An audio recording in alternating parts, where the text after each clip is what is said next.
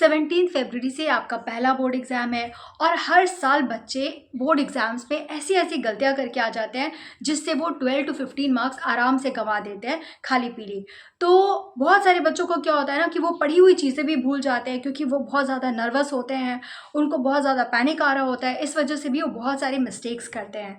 तो आज मैं आपको ऐसे 5 मिस्टेक्स के बारे में बताऊंगी जिनको कि आपको बोर्ड एग्ज़ाम के फर्स्ट डे नहीं करना है। अगर आपका पहला बोर्ड एग्ज़ाम अच्छा गया ना तो आपके सारे एग्ज़ाम्स अच्छे जाएंगे। अगर पहला ही एग्ज़ाम ख़राब हो जाता है ना तो हमारा कॉन्फिडेंस लो हो जाता है, हम स्ट्रेस में आ जाते हैं और फिर बाकी के सारे एग्ज़ाम भी हम ख़राब कर देते हैं। तो आपके साथ ऐसा ना हो, इसके लिए मैं आपके साथ ये 5 मिस्टेक्स शेयर करूंगी जो अक्सर बच्चे करते हैं, हर साल बच्चे करते हैं और अपने रिजल्ट को ख़राब कर लेते हैं। तो ऐसी क्या 5 मिस्टेक्स है जो आपको नहीं करनी चाहिए, उसको आप ध्यान से सुनना ताकि आप 17 फरवरी को बिल्कुल भी पैनिक नहीं होगे और वो मिस्टेक्स नहीं करोगे और अपना एग्ज़ाम ग्रैंड बना सकते हो। सो हाय एवरीवन, मेरा नाम है अदिति, मैं हूँ आपकी गाइड एंड मेंटोर। तो देखो बेटा, आपके बोर्ड एग्जाम 17 फरवरी से स्टार्ट हो रहे हैं, आपके पास ज़्यादा टाइम नहीं है। बहुत सारे बच्चे बहुत छोटे छोटे मिस्टेक्स हैं लेकिन उसको करते हैं और अपना एग्ज़ाम ख़राब कर लेते हैं। आप अपना पहला एग्ज़ाम अच्छा कर लोगे ना, आपका कॉन्फिडेंस बूस्ट होगा, आप स्ट्रेस में नहीं आओगे और आपके बाकी के एग्ज़ाम भी ऑटोमेटिकली अच्छे होते चले जाएंगे। तो ये 5 मिस्टेक्स क्या है? Will start with mistake number 1। तो मिस्टेक नंबर 1 है studying everything the night before. अक्सर बच्चे क्या करते हैं ना, वो एग्ज़ाम के एक दिन पहले सब कुछ पढ़ लेना चाहते हैं। ये बहुत ही बड़ी मिस्टेक है। आप एग्ज़ाम के एक दिन पहले सब कुछ नहीं पढ़ सकते हो। इतना सारा सिलेबस होता है, आप कैसे पढ़ोगे एक दिन पहले बताओ?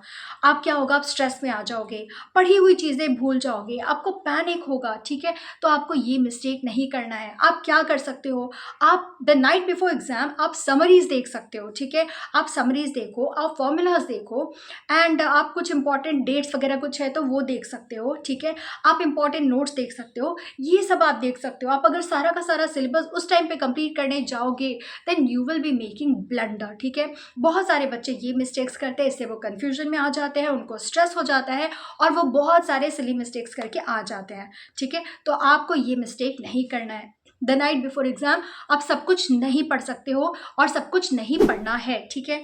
सेकेंड मिस्टेक जो है, जो अक्सर बच्चे करते हैं, वो है ignoring the question paper pattern, ठीक है? बहुत सारे बच्चे क्वेश्चन पेपर के पैटर्न को ही नहीं समझ पाते हैं।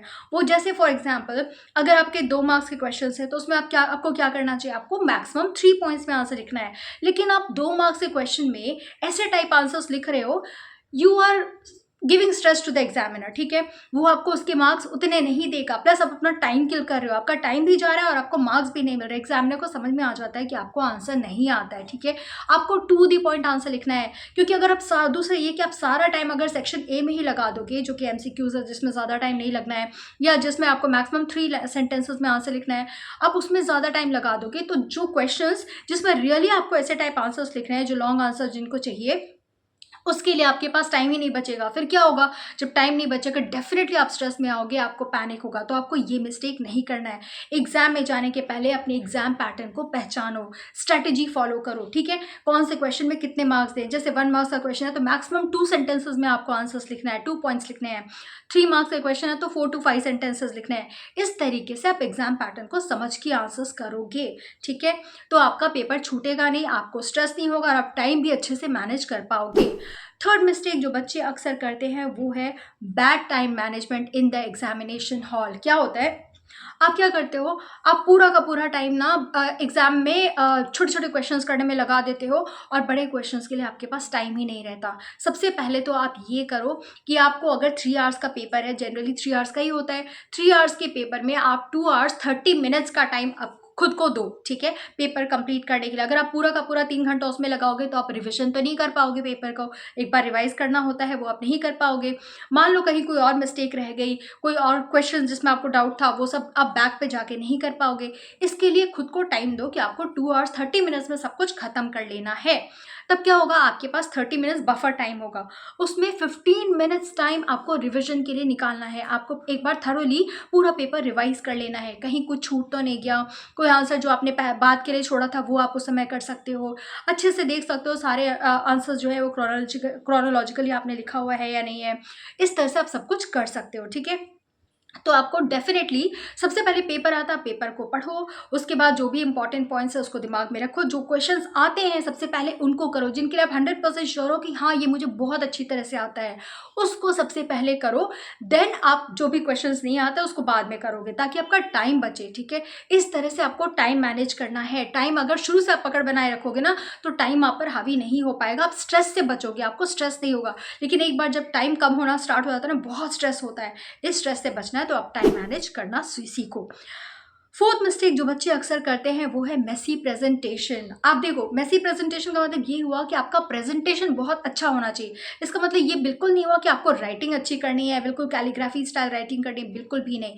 इसका मतलब ये हुआ कि आपका वर्क नीट होना चाहिए। बहुत ज़्यादा क्रॉस मार्क होता है तो वो नीट नहीं लगता है, उससे एग्जामिनर के ऊपर थोड़ा नेगेटिव लगता है कि इस बच्चे को आंसर ठीक से नहीं आता है। तो बहुत ज़्यादा कट्टम कुट्टा आपको नहीं करना है। देन आपका हर आंसर के बीच में 2 लाइन का गैप छोड़ो, जहाँ पर आप डाउटफुल हो कि आपको आंसर्स नहीं आते हैं या बाद में आप कुछ ऐड ऑन करना चाहते हो, उसके लिए 1-2 लाइन्स आप एक्स्ट्रा लीव कर दोगे। डायग्राम्स को अच्छे से पेंसिल से बनाओगे, उसको अच्छे से लेबलिंग करोगे, बिल्कुल नीट, ठीक है। इस तरह से आपको नीटनेस मेंटेन करनी है। तो अगर आपका नीटनेस मेंटेन करोगे ना, तो आपका एग्जामिनर आपके पेपर को देख के इंप्रेस होगा। देखो क्या होता है ना, एग्जामिनर जो है उसको बहुत सारे पेपर्स चेक करने होते हैं, लगभग हंड्रेड्स ऑफ कॉपीज उसको चेक करनी होती है। तो अगर आपके पेपर में कुछ खास नहीं होगा, देख के मतलब उसको पेपर को एक मार्क छोड़ना चाहिए एग्जामिनर के ऊपर कि हाँ इस बच्चे का पेपर है, कुछ है इसमें अच्छा। तो इस तरह से आप अच्छा पेपर दोगे तो एग्जामिनर के ऊपर भी अच्छा इम्पैक्ट आएगा और वो आपको अच्छे मार्क्स देगा, ठीक है।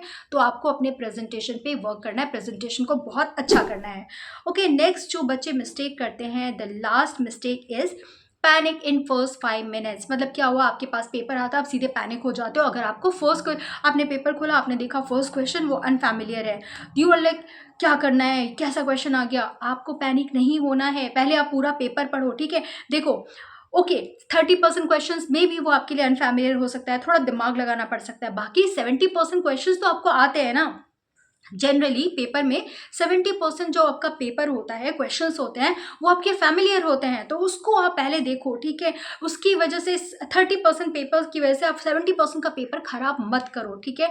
आप ये जो 70% पेपर जब अटेम्प्ट करना स्टार्ट करोगे ना, 30% भी आपको ऑटोमेटिकली आना स्टार्ट हो जाएगा। जब आप एनालिटिकल थिंकिंग करोगे, थोड़ा सोचोगे, तो आपको वो भी आना स्टार्ट हो जाएगा। तो इस तरह से आपको पेपर देखकर बिल्कुल भी घबराना नहीं है, स्ट्रेस में नहीं आना है, एकदम काम कूल होकर अपना पेपर करना है, ठीक है।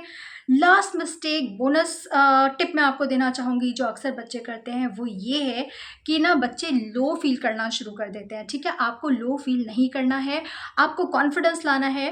देखो क्या होता है, आप जब स्ट्रेस में आ जाओगे ना, तो आप अपना पेपर डेफिनेटली ख़राब करोगे। आपको स्ट्रेस में नहीं आना है। आप देखो, अब तक आपने सब कुछ पढ़ा ना, स्ट्रैटेजी फॉलो करी, प्रिपरेशन करा, सब कुछ करा है ना, तो आपका पेपर डेफिनेटली अच्छा जाएगा। खुद के ऊपर ये कॉन्फिडेंस लाओ। और देखो क्या करो, आपको अभी जो है एग्जाम टाइम में बिल्कुल काम माइंड रखना है, ठीक है। जितना आप काम रहोगे उतना ही अच्छा आप सोच पाओगे, उतना ही अच्छा पेपर में अच्छा लिख पाओगे, ठीक है। आपका प्रेजेंटेशन भी अच्छा होगा, आप थिंकिंग भी कर पाओगे, एवरीथिंग विल बी परफेक्ट, ठीक है।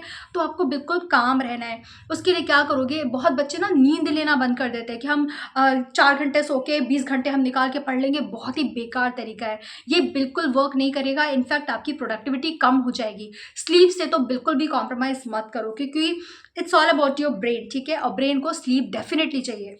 आप स्टूडेंट हो, स्लीप से कॉम्प्रोमाइज़ नहीं कर सकते हो, तो मिनिमम आप मेक श्योर करो कि 7 घंटे सो रहे हो। आप टीवी का टाइम कम कर लो, मोबाइल का टाइम कम कर लो, लेकिन आप स्लीप का टाइम कम नहीं कर सकते। अगर करोगे तो आपके पढ़ाई पे असर पड़ेगा, ठीक है। तो काम रहना है, ट्राई टू स्टे काम। जितना काम रहोगे उतना अच्छा पेपर करोगे। Have that confidence. अब तक आपने पढ़ाई करी है, प्रिपरेशन करी है, तो वो डेफिनेटली रिजल्ट लाएगा, ठीक है। So with this I am ending this video and I hope आप जो मिस्टेक्स मैंने आपको बताई है वो आप नहीं करोगे। इन मिस्टेक्स को बिल्कुल भी एग्जाम में जाने से पहले बिल्कुल भी मत करना। सारे पॉइंट्स को अच्छे से कहीं लिख लो ताकि आपको हेल्प करे। और इस वीडियो को उन बच्चों को फॉरवर्ड कर दो जो हमारी तरह पैनिक में आ जाते हैं, एग्जाम के लिए बहुत ज़्यादा उनको पैनिक हो रही है, एंग्जाइटी हो रही है। उनको इस वीडियो को फॉरवर्ड कर दो ताकि उनकी भी हेल्प हो जाए और वो भी ऐसे मिस्टेक्स करने से बच जाए और अपना एग्जाम अच्छा कर पाए, ठीक है। तो लग जाओ पढ़ाई में और ऐसे और भी अच्छे अच्छे स्ट्रेटेजी वीडियोस आते रहेंगे आपकी बोर्ड एग्जाम्स के लिए। तो उसके लिए चैनल को सब्सक्राइब कर लो और अगर वीडियो अच्छी लगी तो वीडियो को लाइक कर देना। मिलते हैं नेक्स्ट वीडियो में। अब जाओ जल्दी से पढ़ाई कर लो। बाय।